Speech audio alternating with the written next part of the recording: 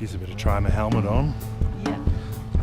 Early on our final day in Bolivia, we headed to the top of La Cumbre Pass at 4,650 metres above sea level to ride down the infamous Death Road, otherwise known as the world's most dangerous road. In 1995, the Inter-American Bank gave it this name because it was estimated 200 to 300 people died on this road every year. As it turned out, on our ride, one rider did have a particularly bad near-death and bone-breaking experience, but more about that later. I booked the ride with gravity-assisted mountain biking. They were not the cheapest, but they had the best track record and they did do an excellent job. Sonia decided she would ride in the backup van, which as it turned out saw more drama than we did out on the bikes. The first part of the road was on a new highway.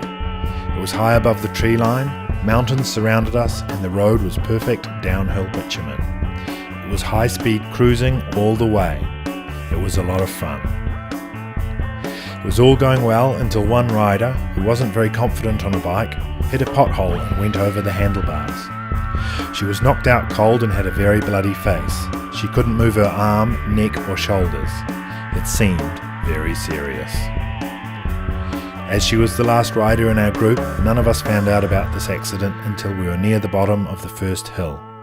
Sonia, the van driver, who was 70 years old, and a guide at the rear were the only ones left with her.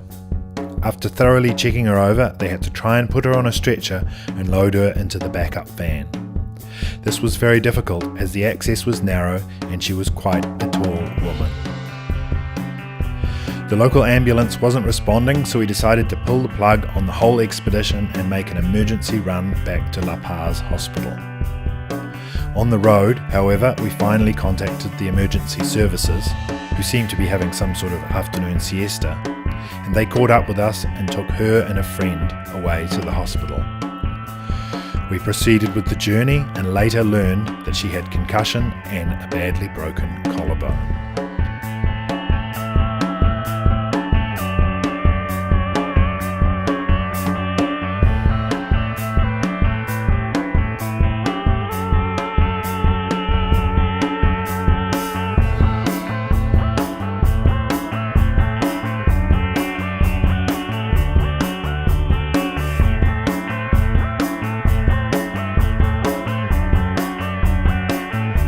It is worth saying, however, that despite this severe mishap, these days the so-called world's most dangerous road is not so dangerous as it is made out to be. I would say my chances of a serious mishap are higher near home on our nearest main commuter thoroughfare than out on Death Road.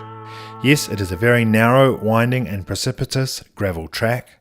Yes, if you go over the edge, it is a long way to the bottom. But the road got its name, the world's most dangerous road, because previously it was the only way from the Amazon up to the high Andes, and therefore it was very congested.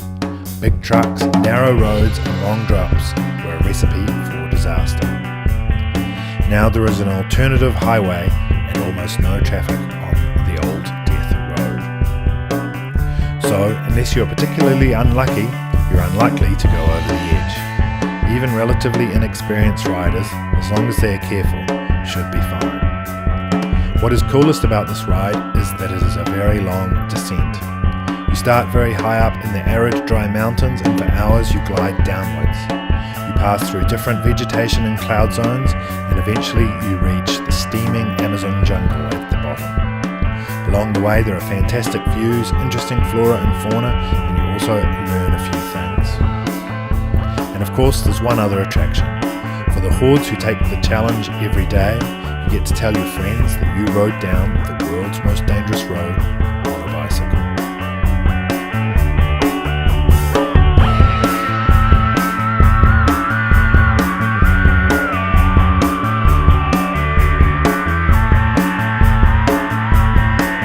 In the next corner you've got a big block of cement.